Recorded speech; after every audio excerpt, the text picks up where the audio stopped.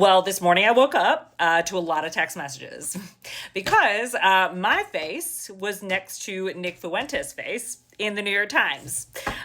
So let me explain myself. The battle for the youth vote is on, and it's between us and Nick Fuentes and Turning Point USA. And this article goes over pretty much everything you need to know about where we stand with the youth vote today going into the midterms. Democrats do not have the infrastructure and cannot be mad about the fact that Turning Point has grown to the point that it has, because the reality is that they put in the footwork and we haven't. I said this when Charlie Kirk was alive, that he was one of the best organizers of our generation, but we're just as good, if not better than him. The problem is that Turning Point USA has the funding and we don't. That became very evident in this article, where he talks all about where we're at right now with the fact that Turning Point is at the weakest that it's ever been. They don't have anybody to look up to. Charlie Kirk isn't there anymore, and unfortunately, it's not going to be Erica. And it's very confusing right now because Donald Trump ran on America First policies. He did.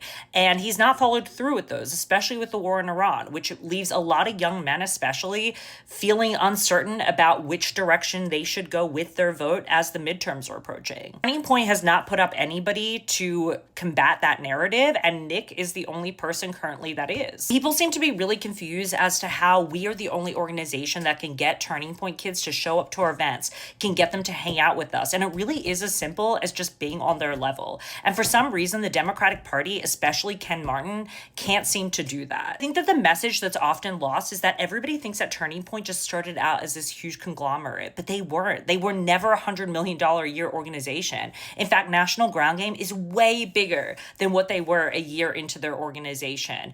And even Charlie Kirk's own staff admits this in this last line here, where he says, don't forget that Charlie Kirk just started with a fold-up table and 2 GoPro cameras. If you want us to win as the Democrats, then please support our work by going to our website right now, nationalgroundgame.com. Send in any donation that you can. And remember, again, to follow me to Unfuck America.